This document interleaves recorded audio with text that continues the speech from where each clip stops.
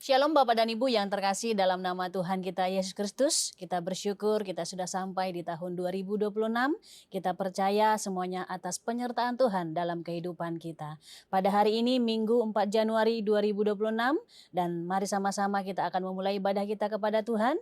Dan sebelum kita memulai ibadah kita pada hari ini, mari sama-sama kita menundukkan kepala bersaat teduh sejenak di hadapan Tuhan. Saat teduh dimulai.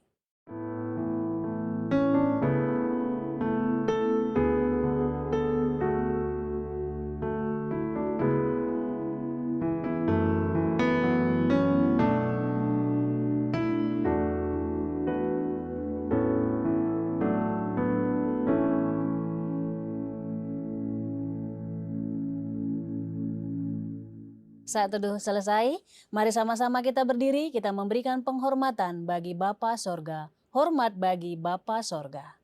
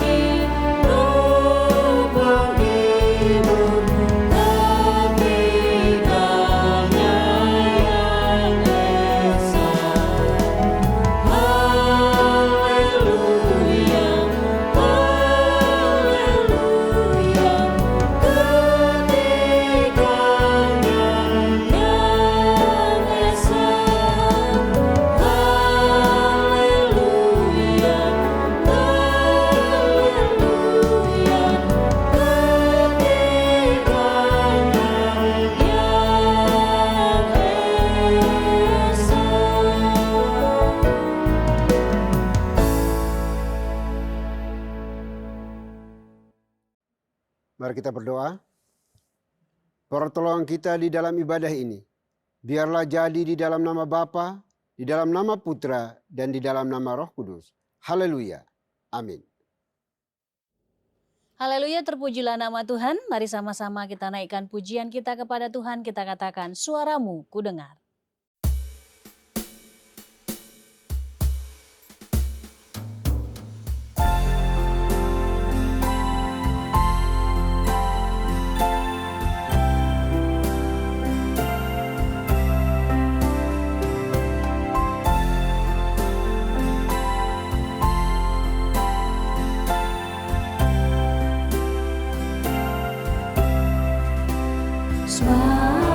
Suaramu ku dengar, memanggil diriku, supaya ku di Golgota dibasuh darah-Mu. Aku datanglah Tuhan padamu, dalam darah-Mu kudus sucikan diriku. Kau panggil diriku supaya ku kenal.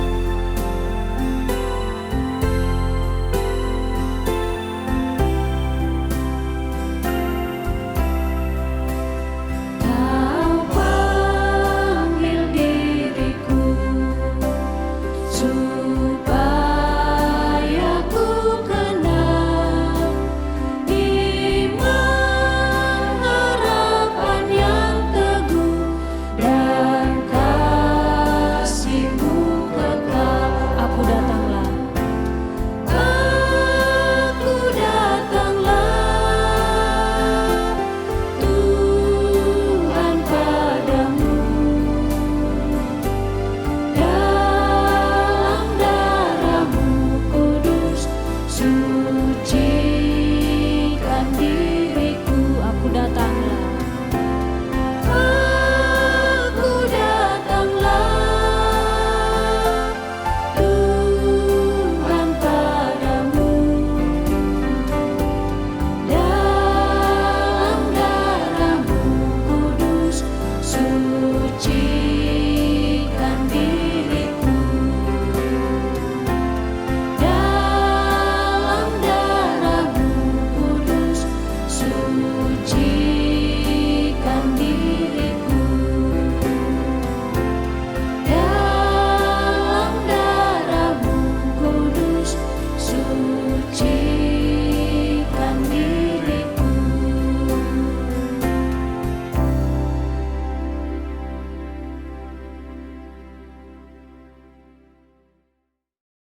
Bapak dan Ibu dipersilakan untuk duduk kembali. Baik Bapak Ibu, sebelum jauh melangkah dalam mengikuti ibadah ini, mari kita datang kepada Tuhan dengan rasa sesal dan juga dengan rasa malu dan dengan segala kerendahan hati kita. Mari kita mengakui akan dosa-dosa kita di hadapan Tuhan yang Maha Tahu. Mari kita berdoa. Bapa di surga, Bapa yang kami sembah, kami kenal di dalam nama Tuhan kami Yesus Kristus. Terima kasih untuk kesempatan hidup hari ini. Itu semua karena kasih sayang-Mu bagi kami. Kami manusia yang berdosa, manusia yang bobrok najis. Tetapi Tuhan tetap memberikan anugerah bagi kami. Dia memberikan putra-Mu yang tunggal Tuhan kami Yesus Kristus. Datang ke dalam dunia bahkan mati di atas kayu salib untuk menebus dosa-dosa kami. Oleh itu kami mohon ya Bapa, ampuni kami, kasihani kami dari semua dosa kesalahan yang kami akui di hadapan-Mu ya Tuhan. Dosa terhadap orang tua kami, suami istri, anak-anak kami, pimpinan bawahan kami, rekan-rekan sekerja sepelayan kami, siapapun yang Tuhan izinkan berrelasi dengan kami. Dan kami telah menyakiti mereka. Kami telah berdosa terhadap mereka, terlebih kepada Tuhan. Kami mohon belas kasihan-Mu. Ampuni kami, kasihani kami ya Tuhan. Karena kami percaya Engkau telah mati satu kali untuk selama-lamanya. Darah-Mu cukup dan mampu untuk membasuh, menguluskan, mengampuni setiap dosa dan kesalahan yang kami akui dengan jujur tulus di hadapan-Mu ya Tuhan.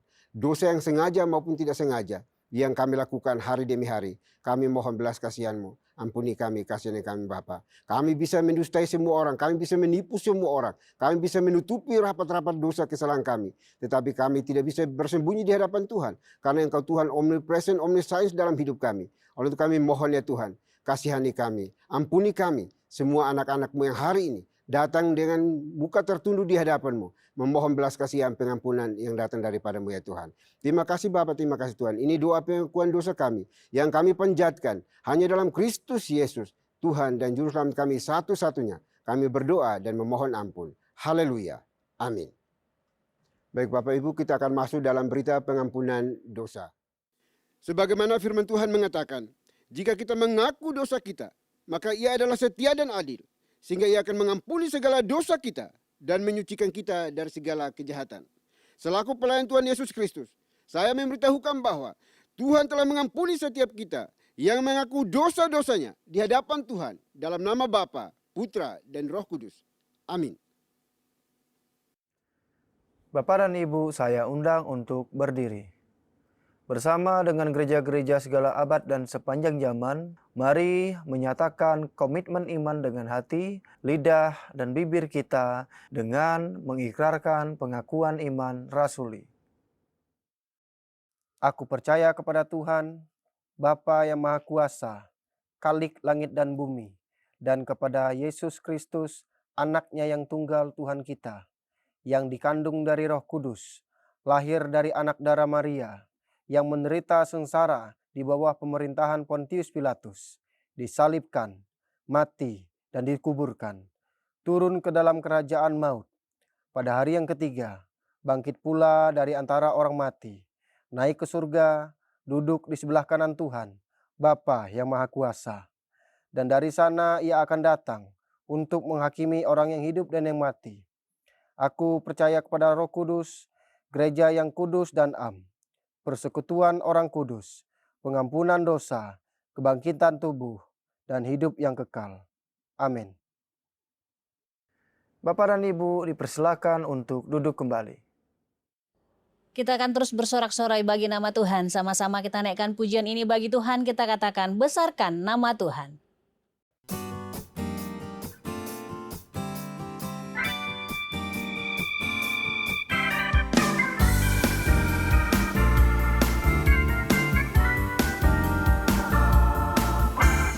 Besarkan nama Tuhan, pujilah Dia.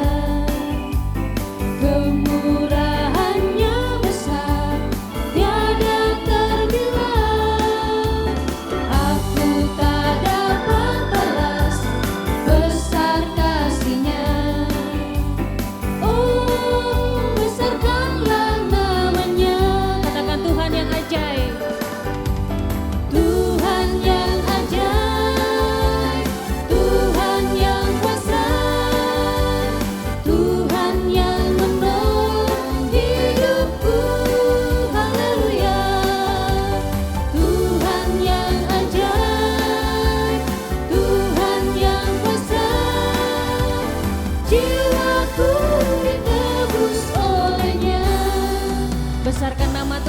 pujilah Dia.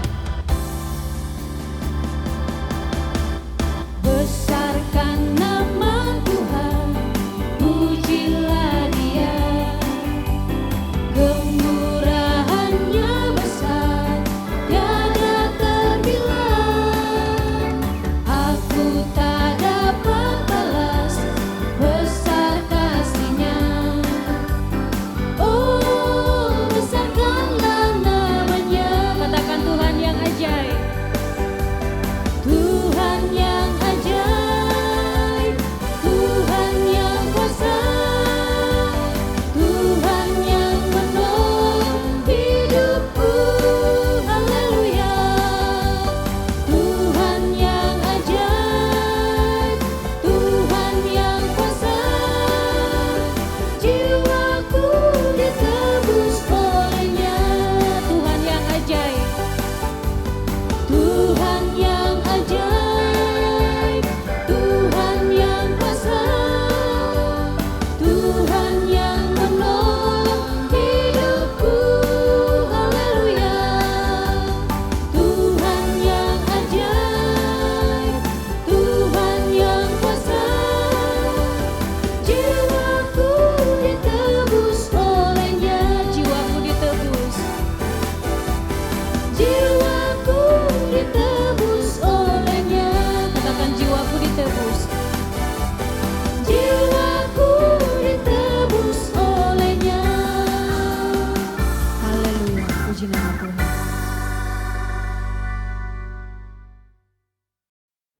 Shalom Bapak dan Ibu yang terkasih di dalam nama Tuhan kita, Yesus Kristus. Saya mengundang untuk berdiri. Saya akan membawakan Mazmur Tuhan yang diambil dari nomor 134 ayat 1 sampai dengan 3. Nyanyian Siara. Mari pujilah Tuhan, hai semua abdi Tuhan, yang datang melayani di rumah Tuhan pada waktu malam. Angkatlah tanganmu ke tempat kudus dan pujilah Tuhan.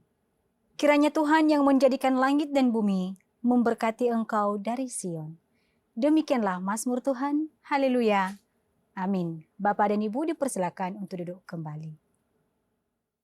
Haleluya, terpujilah nama Tuhan. Tiba saatnya kita mendengarkan kebenaran firman Tuhan yang akan disampaikan oleh abdinya. Mari sama-sama kita siapkan hati dan pikiran kita untuk menerima kebenaran firman Tuhan. Namun sebelumnya sama-sama kita naikkan pujian bagi Tuhan. Kita katakan, peganglah tanganku Roh Kudus.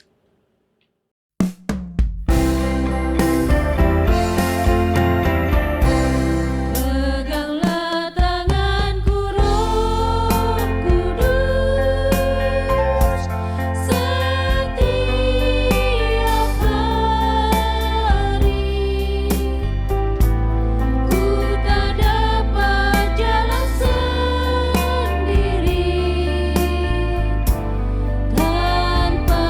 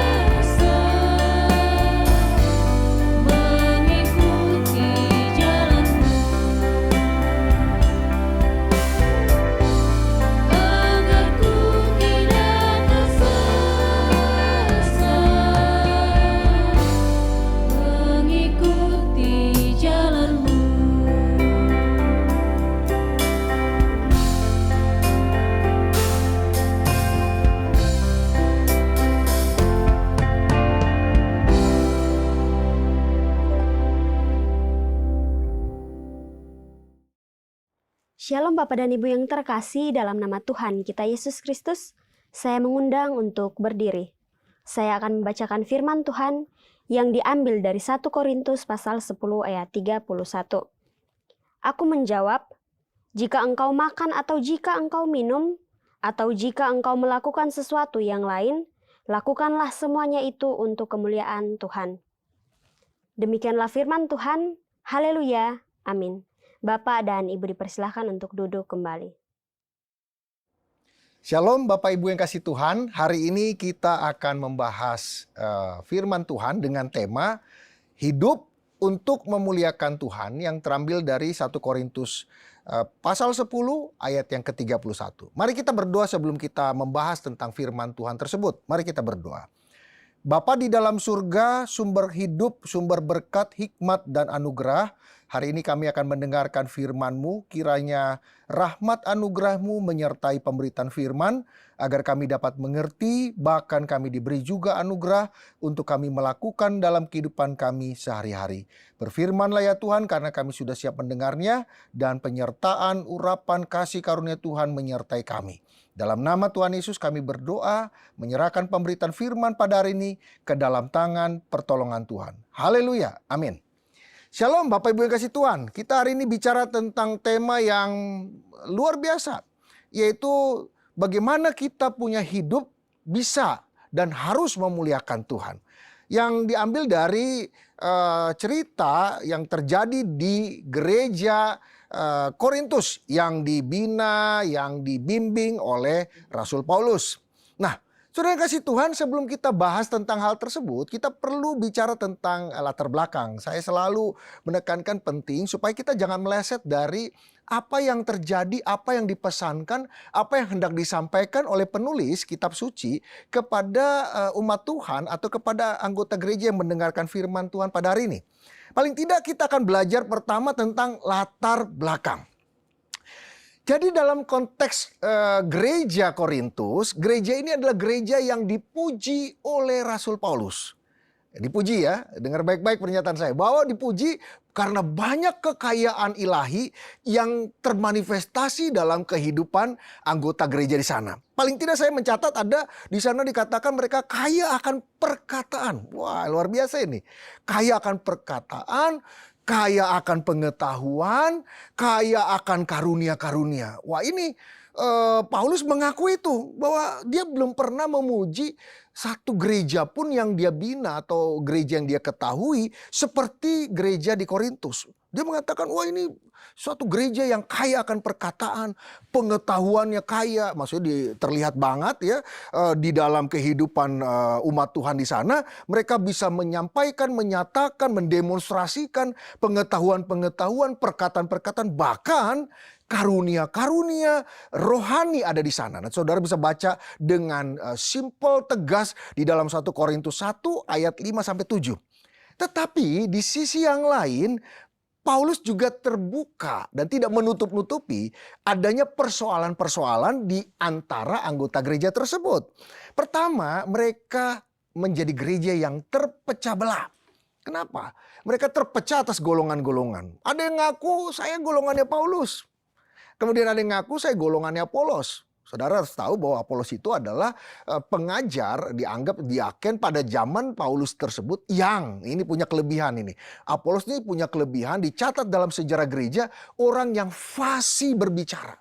Setiap kali berbicara menurut sejarah Apolos itu menarik dalam menyampaikan apa yang disampaikan. Kedua, akurat. Ketiga, begitu sistematis sehingga banyak orang yang mengikuti pengajaran daripada Apolos. Itu catatan sejarah tentang siapa Apolos itu. Sehingga mereka membanding-bandingkan, mengatakan, oh saya ikut Apolos. Apolos lebih hebat, lebih mampu, lebih bagus dalam mengajar. Dan kemudian dibenturkan dengan Paulus. Oh Paulus kalah dan ini. Kemudian timbul perpecahan. Sebenarnya antara Paulus dengan Apolos tidak ada masalah sama sekali. Tetapi para pengikutnya ini ini dan itu diperuncing. Bahkan dikatakan ada lagi mengatakan saya golongan Kefas, golongan Petrus begitu. Dan ada yang lebih luar biasa lagi, saya golongan Kristus. Seakan-akan di luar mereka golongan yang tidak benar karena golongan Kristus saja yang benar kan begitu. Nah, saudara bisa baca dengan cepat, dengan terbuka, dicatat oleh Paulus dalam 1 Korintus 1 ayat 12. Mereka ribut sendiri. Ribut yang memalukan Tuhan, bukan menyenangkan. Padahal di satu sisi yang tadi dikatakan mereka kaya akan perkataan, pengetahuan, karunia-karunia, dan semua pernyataan-pernyataan ilahi luar biasa di gereja Korintus. Tapi mereka penuh dengan perpecahan. Kemudian juga di sana dikatakan oleh Paulus bahwa mereka itu hidup dalam kesombongan rohani. Karena mereka begitu luar biasa pernyataan manifestasi ilahi yang terjadi di anggota-anggota gereja di Korintus, maka mereka merasa hebat. Mereka merasa luar biasa, terutama orang-orang yang mendapatkan karunia tertentu. Seperti bahasa roh, glosolalia, kemudian juga bisa menafsirkan bahasa lidah, kemudian karunia nubuat. 3 ini mereka seringkali merasa sombong rohani, dan terutama yang berbahasa lidah yang menjadi orang-orang yang menimbulkan kasus di tempat tersebut adalah orang-orang yang berbahasa lidah ini. Ini mereka mengatakan sepertinya saya paling rohani, paling hebat, paling dipakai Tuhan, dan yang lain itu di bawah saya dalam hal kerohanian. Dan itu menjadi keributan. Sampai-sampai ini dikatakan oleh para ahli biblika, dikatakan inilah teguran Paulus yang paling panjang. Yaitu tentang karunia-karunia yang disalahgunakan, disalah mengerti, bahkan menjadi kesombongan rohani. Itu dibahas dalam 3 pasal yang panjang, yaitu 1 Korintus 12, 13, 14. Wah, itu luar biasa. Panjang lebar Paulus menegaskan ini salah, ini salah, ini salah. Karena mereka sombong, ya. Kemudian ada lagi persoalan yang kita mau bahas pada hari ini berkaitan dengan tema, yaitu hidup untuk memuliakan Tuhan. Karena ada persoalan berikutnya selain tadi tentang kesombongan rohani. Apa itu? Persoalan legalistik. Nah, ini yang kita mau sampaikan, bahwa di sono ada pembicaraan tentang makan minum yang diangkat sebagai persoalan yang esensial. Makan minum yang diangkat sebagai persoalan primer.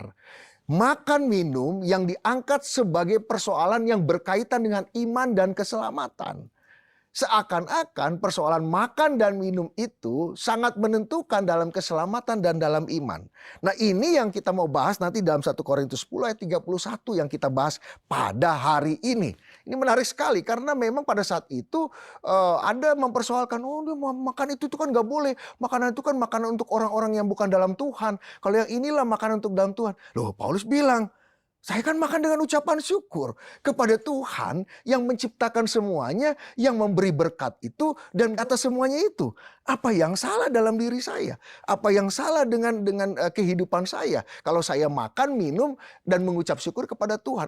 Nggak ada makanan yang menjadi persoalan kalau saya serahkan kepada Tuhan. Nah, itu yang kita mau bahas pertama tentang latar belakang. Kemudian kita masuk yang kedua tentang apa itu hidup dalam pemikiran manusia secara umum. Baru nanti saya akan masuk tentang hidup yang memuliakan Tuhan sebagai penutup. Yang kedua, apa sih pandangan manusia tentang hidup? Secara umum kita mau katakan, satu orang mengatakan hidup itu sementara. Dan hidup itu untuk menyenangkan diri. Itu yang pertama, itu secara umum. Mau agama apapun, mau latar belakang apapun, apalagi di dunia postmodernis sekarang, orang berpikirnya seperti itu saja. Oh, nggak peduli dengan agama. Yang penting saya senang, saya happy, saya bisa memuaskan itu, saya bisa mengerjakan itu, saya kerjakan, selesai. Daripada saya nggak ngerjakan apa-apa, nggak menikmati apa-apa. Kalau saya mau senang-senang ya sudah. Mau flexing ya sudah. Yang penting kan saya senang. Saya mau memamerkan semua kekayaan saya, diri saya, kehebatan saya. Ada tanpa harus berbuat kriminal, yaitu dengan dunia sosial media. Kemudian saya menyatakan diri saya orang kaya, saya orang hebat. Kemudian saya orang yang paling luar biasa. Apa yang salah? Itu diri saya sendiri. Jadi yang penting saya jalankan dan kemudian saya senang. Itulah hidup saya. Hidup yang membuat saya senang. Saya tidak perlu pusing dengan orang lain, saya tidak perlu pusing dengan pendapat orang lain, saya tidak perlu pusing dengan apa yang akan dipahami oleh orang lain, yang penting saya kerjakan. Itu diri saya menyenangkan diri saya sendiri, itu pendapat pertama. Jadi saya senang, saya kerjakan. Gitu. Bahkan lebih dalam lagi, saya ingin maka saya harus puaskan. Nah, itu yang hedonis gitu ya. Saya ingin dan harus puaskan. Itu yang lebih dalam lagi gitu ya. Tapi ada sifat-sifat itu di dalamnya, ada narsistik tentang menyatakan diri lebih hebat dan semuanya itu ada masuk di dalam hal itu. Jadi sifat-sifat itu muncul sekarang ini dan ada media yang menampungnya, ada wadah yang menampungnya. Ada sebuah sarana yang sangat bisa menampung itu tanpa masuk ke ranah kriminal. Apa itu? Sosial media tadi. Bisa pakai Instagram, bisa pakai Facebook, bisa pakai yang lain-lain. Dan semuanya bisa. YouTube semua. Bisa berekspresi. Yang penting saya senang, saya happy. Itu pendapat pertama. Kedua, saya juga harus menganggap hidup ini sebagai sesuatu yang ingin menunjukkan eksistensi saya. Bahwa saya ini orang yang punya eksistensi yang berbeda dengan orang lain. Dan saya harus dipahami oleh orang lain. Dan saya harus dimengerti oleh orang lain. Jadi ini sifatnya adalah memberi influence yang bersifat menekan orang lain untuk orang lain menganggap apa yang saya pahami sebagai suatu kebenaran gitu. Nah ini biasanya disebut dengan wilayah saling mempengaruhi atau dunia sebagai tempat untuk saling mempengaruhi. Saya punya pendapat, saya mempengaruhi orang lain untuk ikut dengan pendapat saya. Biasanya ini dikerjakan oleh orang-orang yang dianggap sebagai influencer, sebagai orang yang memberi pengaruh, memberikan dampak kepada orang lain, dan tanpa sadar dia menganggap bahwa apa yang dia pikir ada yang paling benar. Gitu. Dan hati-hati ketika nanti kita menjadi influencer yang punya pengaruh yang besar, akhirnya kita menganggap diri kita adalah Tuhan itu sendiri. Hati-hati itu. Ya, jadi tanpa sadar kita sedang mengkultuskan diri kita sendiri dan menganggap bahwa apa yang saya omong itu paling benar. Nggak ada yang lebih benar lagi. Walaupun kita mengaku saya orang Kristen, saya anak Tuhan, saya belajar kitab suci, tapi tanpa sadar kita ngomong kita adalah Tuhan itu sendiri gitu. Bahwa apa yang saya sampaikan itu kebenaran gitu.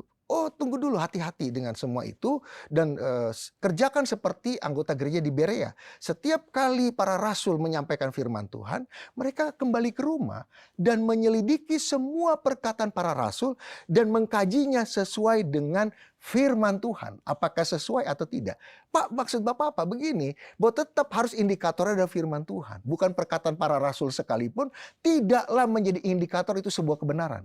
Perkataan, pernyataan para rasul yang saat itu menjadi influencer terbesar dalam soko guru gereja pun tidak boleh dianggap sebagai kebenaran. Tapi kebenaran hanya satu, yaitu pernyataan kitab suci. Sehingga mereka ketika mendengarkan pernyataan para rasul, mereka tidak langsung percaya. Mereka pulang anggota gereja di Berea menyelidiki pernyataan para rasul dan melihat kembali dasar fundamental teologis dari firman Tuhan. Ini harus penting kita pahami ya, supaya kita jangan terjebak ke dalam semangat postmodernis yang berbahaya. Gitu, seakan-akan kita yang paling benar dan kita adalah kebenaran. Itu hati-hati. Kemudian yang ketiga, panjang sekali pendapat banyak orang lah ya. Kalau kita kumpul rangkum melalui kuesioner, apa sih pendapatmu tentang hidup? Banyak lah, ada variasi ini, variasi ini. Tapi secara umum seperti tadi, untuk bersenang-senang. Kedua, ingin menyatakan eksistensi. Yang ketiga, untuk memuliakan Tuhan. Nah, ini yang kita mau bahas, bahwa ada pernyataan firman Tuhan. Ada kesadaran dari para pendiri gereja Tuhan. Bahwa mereka bisa hidup karena Tuhan. Karena itu mereka menyampaikan berita bahwa kalaupun kamu hidup, kalaupun kamu eksis, kalaupun kamu mengerjakan kehidupanmu, ingat baik-baik, kamu harus memuliakan Tuhan. Karena hidupmu adalah anugerah daripada Tuhan. Hidupmu bukan karena kamu ada. Hidupmu bukan karena kamu hebat. Hidupmu bukan karena kamu punya kemampuan. Hidupmu semata-mata karena anugerah Tuhan itu sendiri. Nah ini kita mau bahas. Ada paling tidak ada 3 pendapat tentang hidup itu. Satu, ingin senang, lakukan karena sementara hidupnya. Kedua, menunjukkan eksistensi dirinya, keberadaan dirinya. Ketiga, untuk memuliakan Tuhan. Nah, saya masuk ke poin penutup sebagai gong daripada firman Tuhan pada hari ini. Bahwa Paulus menegaskan hidup untuk memuliakan Tuhan. Itu punya paling tidak ada 3 pengertian yang hebat. Ada 3 pengertian yang hebat tentang hidup yang memuliakan Tuhan. Pertama, Paulus ingin menegaskan kembali bahwa hidup itu berasal dari Tuhan. Dengar baik-baik yang pertama ini. Dari hidup yang memuliakan Tuhan, memberikan pemaknaan teologis yang begitu dalam. Dan pengakuan teologis yang begitu dalam. Bahwa hidup berasal dari Sang Pencipta, yaitu Tuhan.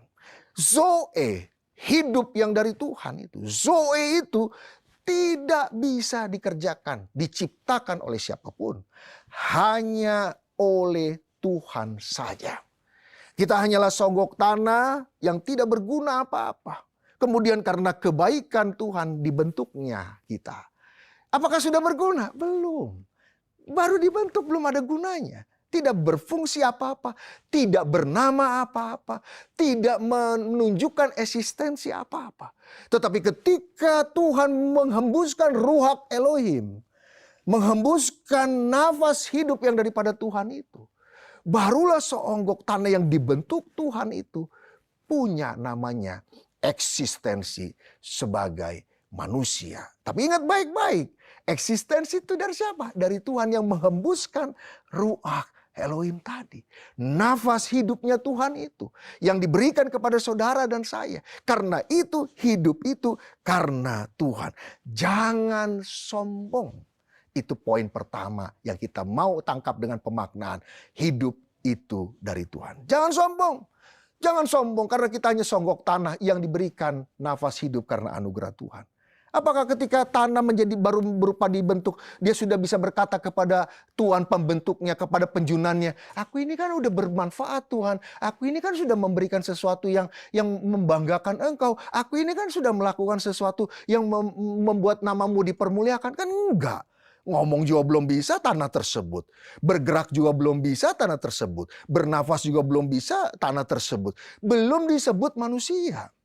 Tapi ketika Tuhan memberikan, membagikan, men-sharingkan tentang apa itu Ruach Elohim, nafas hidupnya, maka baru tanah itu punya eksistensi sebagai manusia.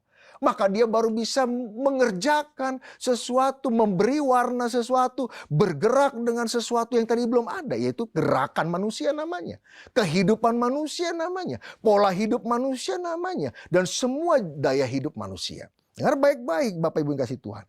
Jangan engkau sombong. Semua karena anugerah Tuhan. Dan di bagian yang lain selain tidak sombong adalah bersyukurlah. Karena semuanya karena anugerah Tuhan. Kita boleh napas, kita boleh makan, kita boleh minum. Semua karena anugerah Tuhan. Maka tadi Paulus mengatakan di dalam konteks 1 Korintus 10 ayat 31. Kalau aku makan dan mengucap syukur kepada Tuhanku yang menciptakan aku dan menghembuskan nafas Ruach Elohim itu. Apa yang salah di sana? Apakah itu menjadi najis ketika makanan itu dianggap orang najis? Yang menentukan najis ada atau tidak makanan itu bukan engkau, bukan siapapun, tapi Tuhan yang menciptakan semuanya. Ketika aku makan dengan ucapan syukur dan menyerahkan untuk hormat kemuliaan nama Tuhan, aku makan bukan dengan kerakusan, aku makan dengan self control yang baik, aku makan dengan ucapan syukur dan berkata terima kasih Tuhan. Hari ini aku bisa makan, semua karena kebaikan-Mu. Apapun makanan di hadapanku, aku mengucapkan syukur atas itu. Dan kemudian saya dikatakan saya menjadi orang yang jahat, orang yang berdosa karena makan yang dianggap orang sebagai makanan orang fasik. Oh tidak. Paulus tegas mengatakan tidak. Yang menentukan itu adalah Tuhan itu sendiri. Dan bagi Tuhan itu semuanya tidak ada yang berdosa. Makanan, minuman, nafas itu netral semuanya. Tetapi yang menentukan jahat atau tidak adalah hatimu dan hatiku. Ketika engkau menghakimi orang, disitulah ada kejahatan. Dengan mengatakan kamu udah mulai sesat karena makan yang dianggap ini dan itu dan ini dan itu kau sudah salah.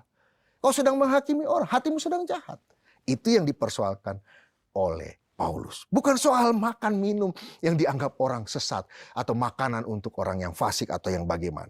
Tetapi ingat baik-baik. Pertama, hidup karena Tuhanlah yang menciptakan hidup, yaitu Zoe itu. Yang kedua, hidup karena dari Tuhan, maka lakukanlah yang baik dan jangan lakukan yang jahat. Kalau lebih saya singkat lagi, hidup diberikan Tuhan bukan untuk melakukan yang jahat. Sudah kasih Tuhan, apa sih yang kau jalani sepanjang hari ini? Berapa umur kehidupan yang Tuhan berikan sekarang kepada saudara dan saya? Ada yang mengatakan saya 30 tahun Pak, ada yang mengatakan saya 15 tahun Pak, ada yang mengatakan saya 60 tahun Pak, ada yang mengatakan 50 tahun. Pertanyaannya, apa yang kau kerjakan selama 60 tahun ini? Apakah kebaikan atau kejahatan? Saudara cek itu baik-baik. Karena Tuhan menciptakan hidupmu untuk melakukan bukan yang jahat. Kau jangan isi hidupmu untuk yang jahat. hanya mempersoalkan, meributkan makan minum yang kecil dan yang lain-lain. Paulus mengatakan itu semua tidak esensial. Itulah penyesatan pertama yang kalau saudara belajar kitab suci, pemahamannya Paulus, teologi Paulus, maka saudara akan menemukan bahwa Paulus itu paling menyatakan kesesatan yang paling besar dan pertama adalah menempatkan yang sekunder menjadi primer. Apa itu? Contohnya sunat. Sunat dikaitkan dengan keselamatan. Itu dibahas luar biasa. Termasuk makan minum ini nggak ada persoalan dengan keselamatan. Tapi kamu jahat. Kamu mempersoalkan itu sehingga orang jauh dari Tuhan dan menarik diri dari persekutuan hanya karena makan minum. Kamu ributkan itu. Dan itu menjadi masalah yang besar. Hal yang kecil diangkat menjadi persoalan besar. Contoh lain apa? Contoh cara ibadah. Kita sibuk. Ini cara ibadah yang paling benar. Ini yang paling berkenan pada Tuhan. Yang lain gak berkenan. Siapa bilang? Baca baik-baik di dalam The Ancient Church, gereja mula-mula. Saudara tahu gereja mula-mula gak ada tata ibadah yang baku. Cuman datang kalau mereka dikejar-kejar orang, datang menangis. Tuhan tolong kami Tuhan. Beri kami keberanian. Beri kami kemampuan memberitakan firman. Selesai ibadah. Terus saudara mengatakan harus begini, harus begini, harus begini. Ini yang paling benar. Tunggu dulu. Kalau itu untuk kerapihan tata gereja silakan. Tapi kalau kau sangkutkan itu kepada keberkenanan Tuhan, kelayakan di hadapan Tuhan, kau sedang melakukan legalistik dan kau masuk ke dalam penyesatan. Dengar baik-baik pernyataan saya itu. Hati-hati, gereja jangan terjebak dengan dosa yang sudah ditegaskan oleh para rasul di awal-awal gereja. Jangan kamu salah, jangan kamu sesat. Cara ibadah harus baju seragam ini dan itu. Makanya saya sebagai pelayan Tuhan, seringkali kalau ada acara, saya bilang udah gak usah pakai seragam, kecuali gereja mampu memberikan seragam. Karena nanti susah yang lainnya. Yang gak punya uang bagaimana? Apakah mereka bisa beribadah hanya karena baju seragam kita tidak beribadah? Hanya karena baju seragam kita tidak melayani Tuhan dalam tim pelayanan? Ini jadi pertanyaan. Tetapi kalau itu untuk kerapihan, silakan. Tapi tidak menjadi dasar esensial kelayakan ibadah kita berkenan kepada Tuhan. Yang berkenan itu ada hatimu. Nanti saudara baca baik-baik The Ancient Church, gereja mula-mula dari awal sampai akhir, semuanya ceritanya. Ketika mereka ini langsung mereka berdoa, bahkan kadang-kadang cuma langsung baca firman Tuhan, kadang-kadang cuma berdoa saja. Yang di hati mereka, semua ucapan-ucapan itu jadi ibadah. Dalam persekutuan dalam umat Tuhan di gereja mula-mula. Saudara yang kasih Tuhan, hati-hati. Kita jangan terjebak ke dalam hal itu. Supaya saudara tahu hidup yang memuliakan Tuhan adalah hidup yang tidak berbuat jahat. Termasuk menjadi batu sandungan. Membuat orang jauh dari Tuhan. Karena segala aturan-aturan legalistik yang kita buat seakan-akan itu menjadi perkenanan Tuhan. Tuhan gak pernah ngomong begitu. Orang Tuhan waktu Yesaya bagian pertama pasal 1-2. Tuhan tegur keras kok orang umat Tuhan, umat Israel. Bilang apa? Saya benci dengan semua ritual-ritual korban bakaranmu. Berarti mereka mengikuti ritual itu. Tahapan-tahapannya, prosesinya, kemudian cara-caranya. Itu mereka ngikutin. Tetapi tanganmu penuh dengan lumuran darah. Hatimu tidak kepadaku. Berbaliklah kamu. Itu jelas itu Yesaya mengatakan begitu.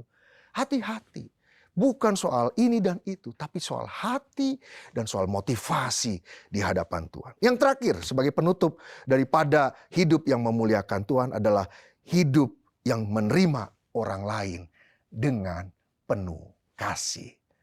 Hidup yang menerima orang lain dengan penuh kasih. Apa yang dimaksud dengan hidup menerima orang? Satu, jangan meributkan hal-hal yang kecil.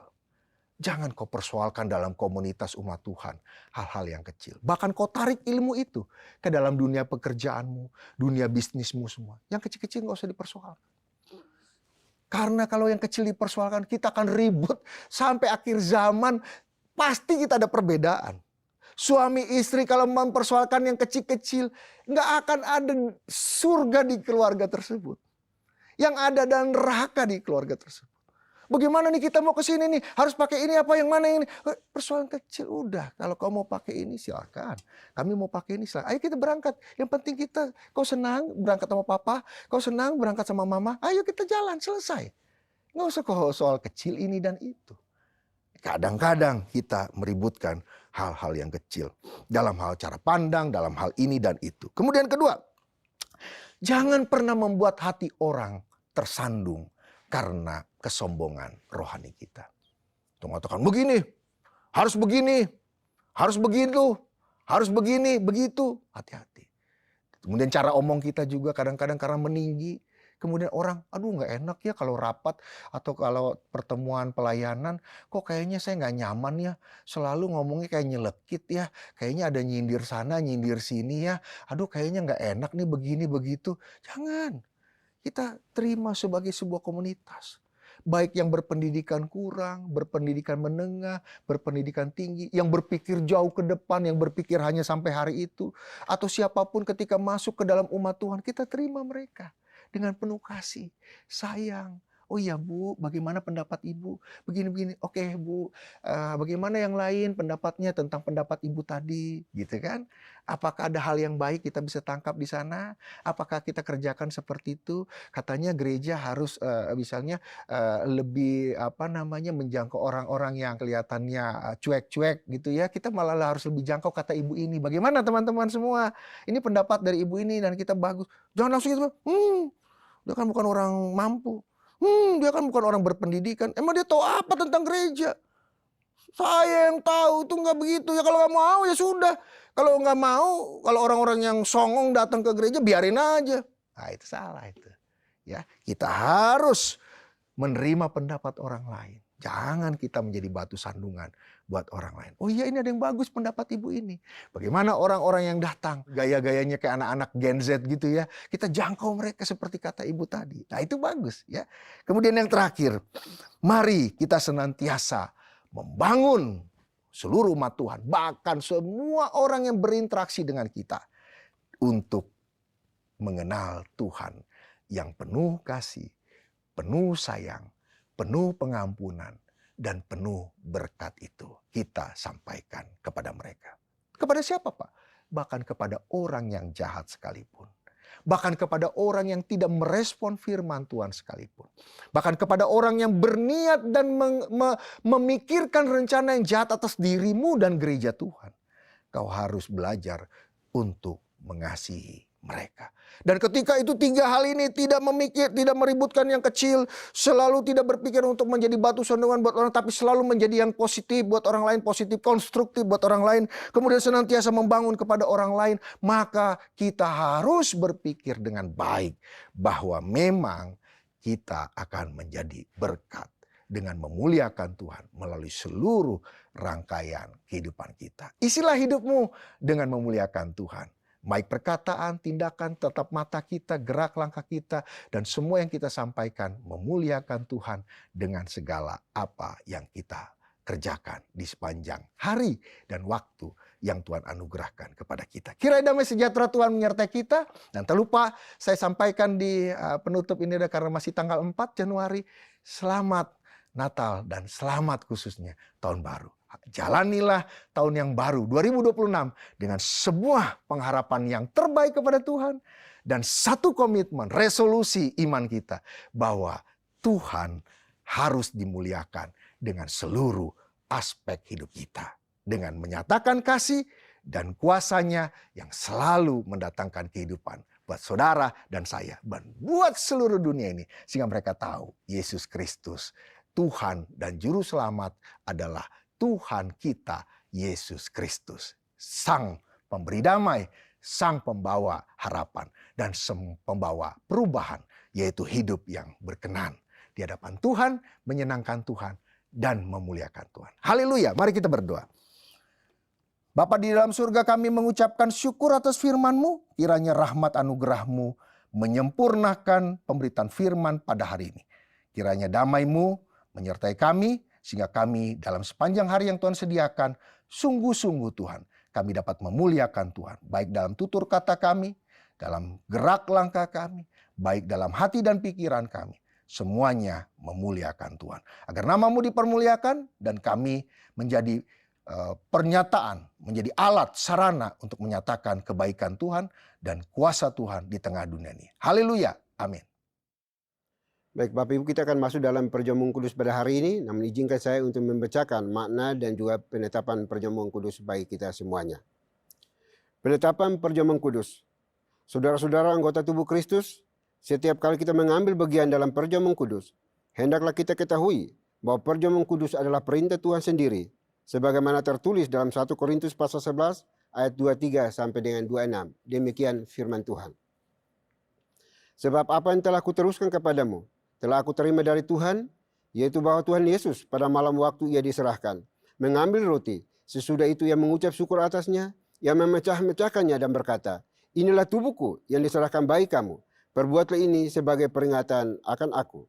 Demikian juga ia mengambil cawan sesudah makan, lalu berkata, cawan ini adalah perjanjian baru yang dimeteraikan oleh darahku. Perbuatlah ini setiap kali kamu minumnya, menjadi peringatan akan aku.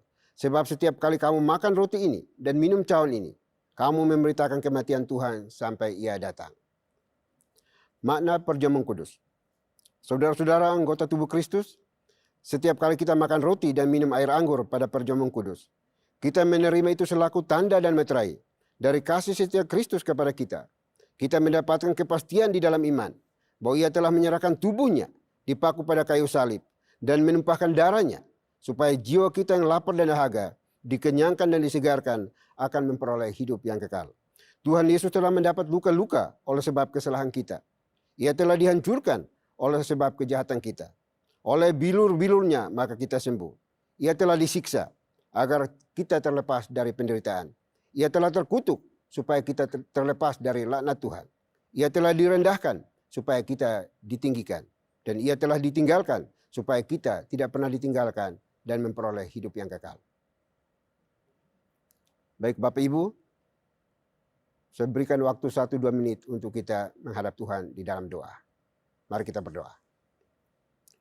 Bapa di surga, terima kasih untuk anugerah cinta kasih-Mu bagi kami pada hari ini.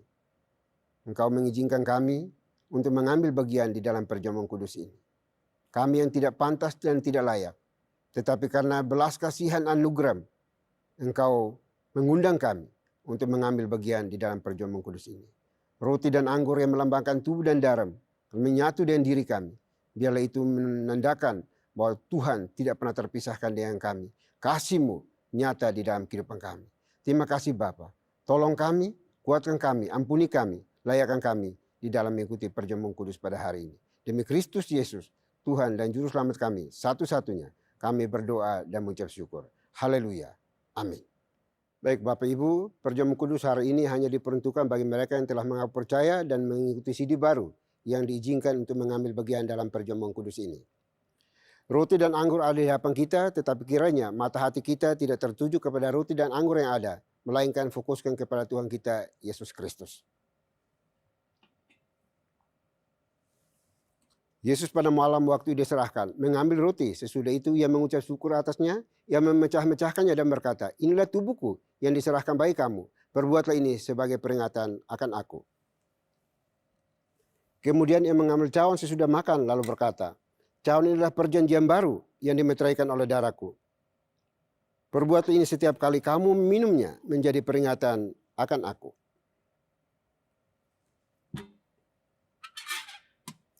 Mari kita berdoa. Bapa di surga, terima kasih untuk kesempatan hari ini. Tuhan izinkan kami untuk mengambil bagian di dalam perjamuan kudus ini. Kami manusia hina yang tidak layak dan tidak pantas. Tetapi hanya oleh karena anugerah kasih setiamu, kami dilayakkan untuk mengambil bagian di dalam perjamuan kudus ini. Oleh itu tolong kami, ampuni kami, kasihani kami. Supaya kami layak untuk ambil bagian di dalam perjamuan kudus hari ini. Kami diingatkan bahwa Engkau telah mati di dalam dunia ini, menderita, digantung di atas kayu salib untuk menebus dosa-dosa kami dan menjamin hidup kekal bagi kami yang percaya kepadamu. Terima kasih Bapa, ini doa syukur kami. Demi Kristus Yesus, Tuhan dan Juru Selamat kami satu-satunya, kami berdoa dan mengucap syukur. Haleluya. Amin. Sambil roti dan anggur dipersiapkan, mari sama-sama kita naikkan pujian bagi Tuhan, kita katakan salibnya, salibnya.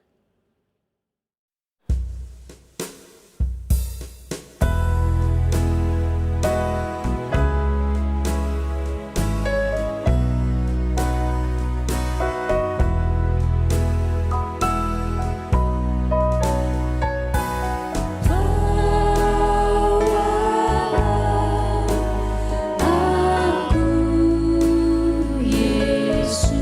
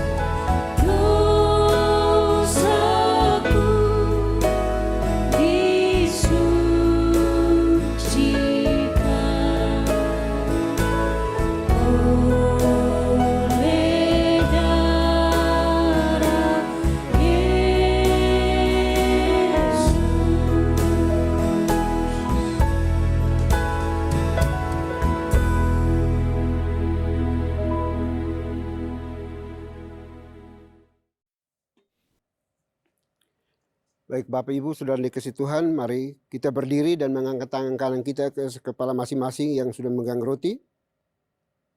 Roti yang dipecah-pecahkan ini adalah tanda persetujuan dengan tubuh Kristus. Oleh sebab itu saudara-saudara anggota tubuh Kristus, mari kita makan sekarang sambil memperingati dan percaya bahwa tubuh Tuhan kita Yesus Kristus telah dipecah-pecahkannya untuk menjadi pendamaian yang sempurna yang menebus segala dosa kita. Mari kita makan sekarang dalam nama Tuhan kita Yesus Kristus.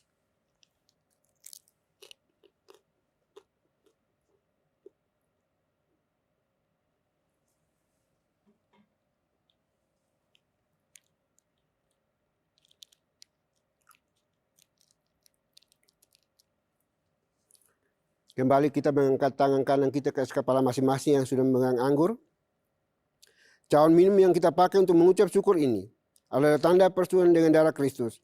Oleh sebab itu saudara-saudara anggota tubuh Kristus, marilah kita minum sekarang sambil memperingati dan percaya bahwa darah Tuhan kita Yesus Kristus telah dicurahkannya untuk menjadi pendamaian yang sempurna yang menebus segala dosa kita. Mari kita minum sekarang dalam nama Tuhan kita Yesus Kristus.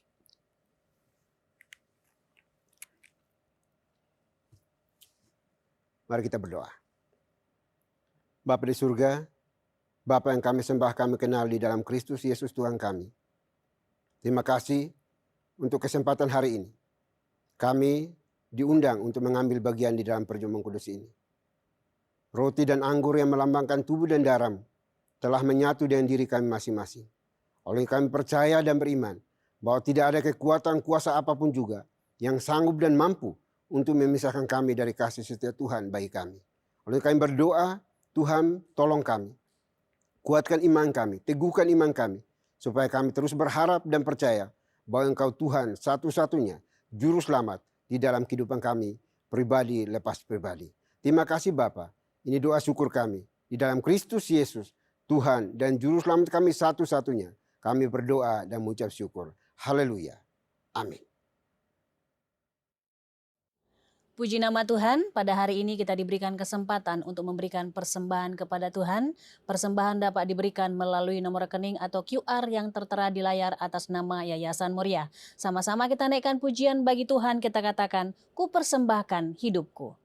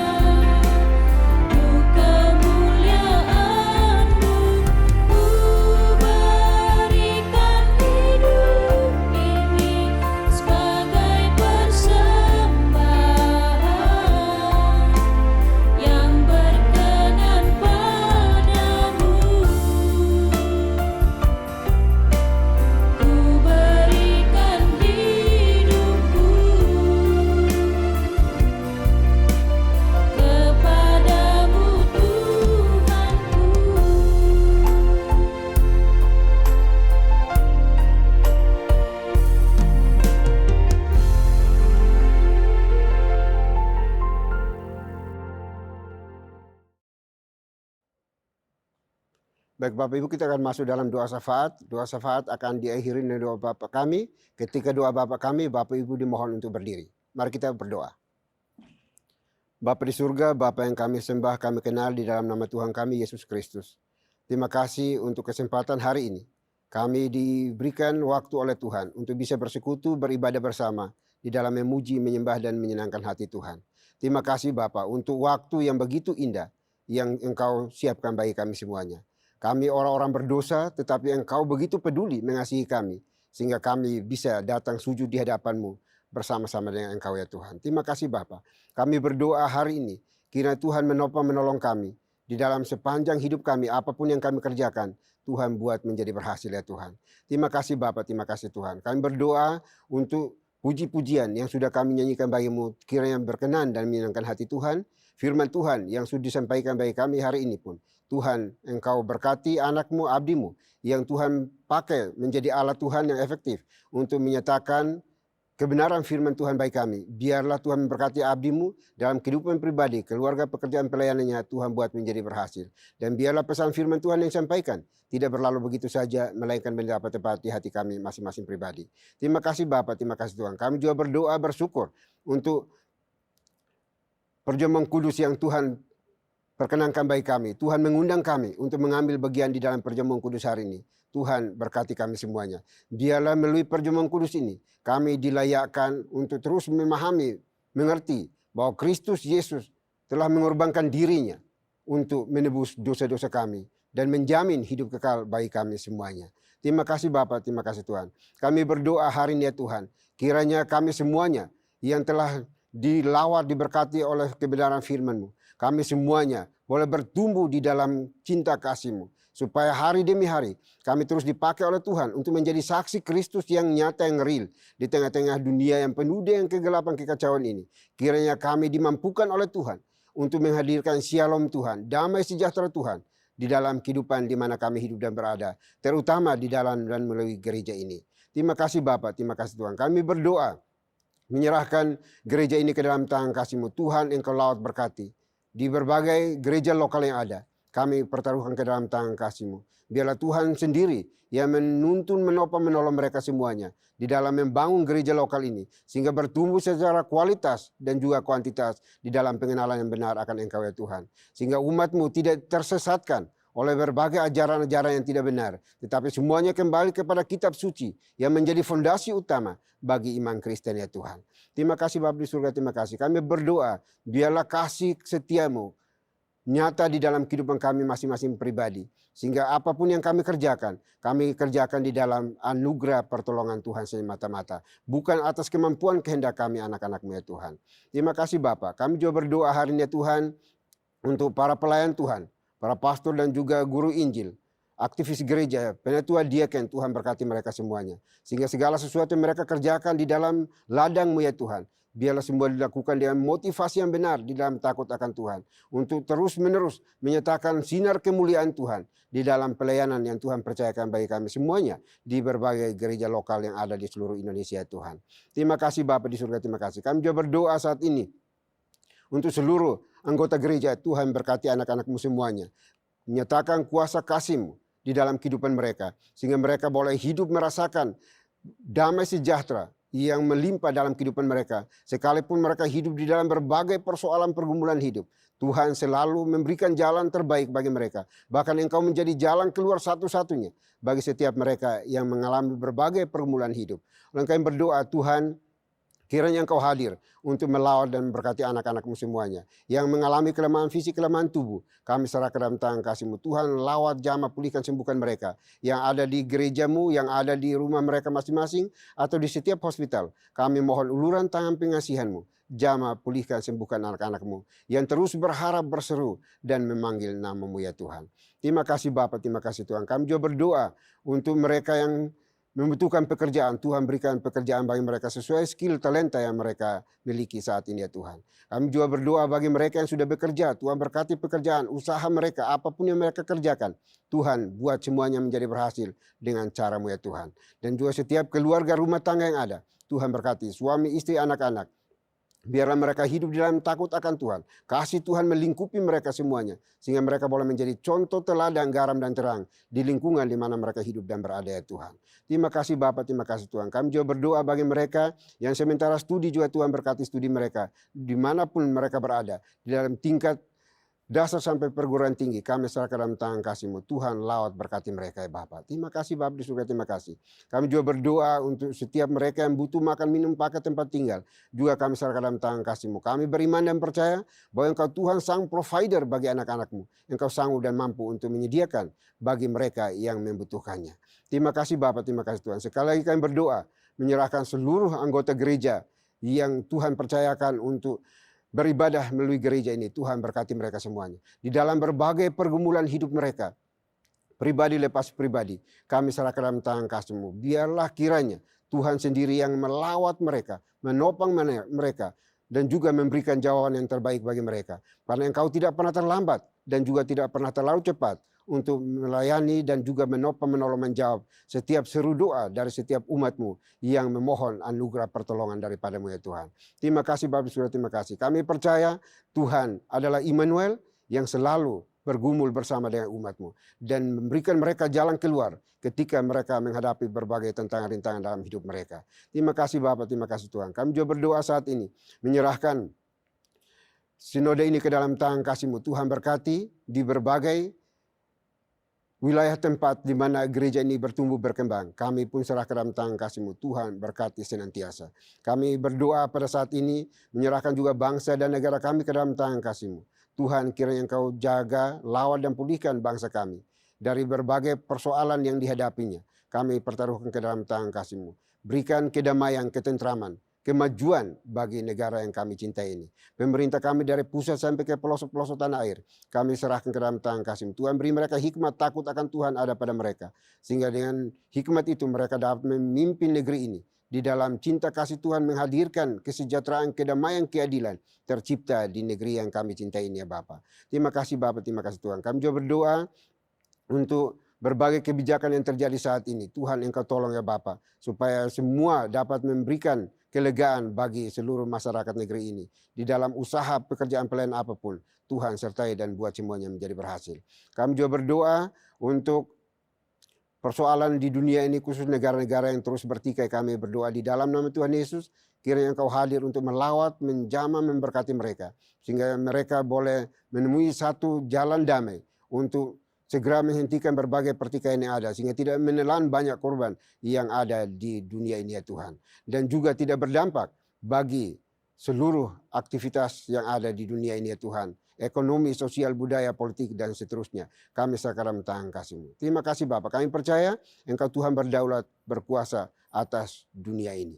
Terima kasih Tuhan. Ini doa kami serahkan seluruh pergumulan kami hari ini ke dalam tangan kasih-Mu. Kami percaya semua yang kami pinta dan minta dari Tuhan, kiranya jangan jadi menurut kehendak kami, tetapi kehendak-Mu saja yang akan terjadi. Terima kasih Bapa, terima kasih Tuhan. Ini doa kami, doa yang jauh dari sempurna. Kami akan akhiri dengan doa yang telah Tuhan Yesus ajarkan kepada kami. Demikian. Bapa kami yang di surga, dikuduskanlah nama-Mu. Datanglah kerajaan-Mu, jadilah kehendak-Mu di bumi seperti di surga. Berikanlah kami pada hari ini makanan kami yang secukupnya. Dan ampunilah kami akan kesalahan kami, seperti kami juga mengampuni orang yang bersalah kepada kami. Dan janganlah membawa kami ke dalam pencobaan, tetapi lepaskanlah kami daripada yang jahat. Karena Engkau yang punya kerajaan, dan kuasa, dan kemuliaan, sampai selama-lamanya. Amin. Masih tetap berdiri, mari sama-sama kita membacakan nats pedoman hidup baru yang diambil dari Mazmur nomor 66 ayat 2. Dalam hitungan yang ketiga kita bacakan bersama-sama. 1, 2, 3. Mazmurkanlah kemuliaan namanya, muliakanlah dia dengan puji-pujian. Doksologi. Puji Tuhan sumber berkat, puji Dia suruh makhluk, puji Dia suruh sorga, Bapa, Anak, Roh Kudus.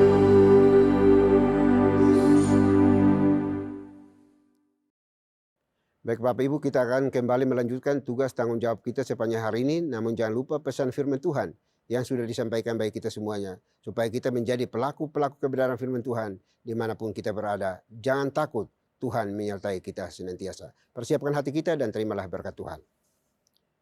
Kiranya anugerah damai sejahtera yang datangnya dari Bapa di surga, dari Tuhan kita Yesus Kristus, serta penyertaan pimpinan kuasa Roh Kudus, memimpin, menuntun, menyertai kita senantiasa, mulai hari ini sampai selama-lamanya. Amin.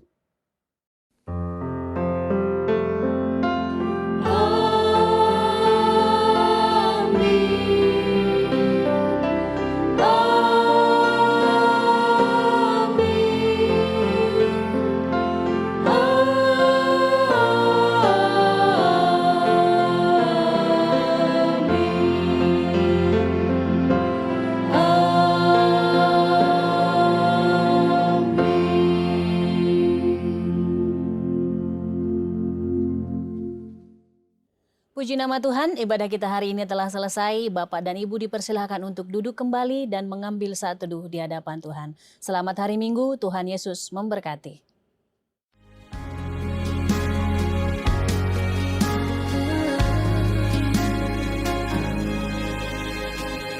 Who makes the sun to rise and bring the earth new life in every being? Jesus, it is you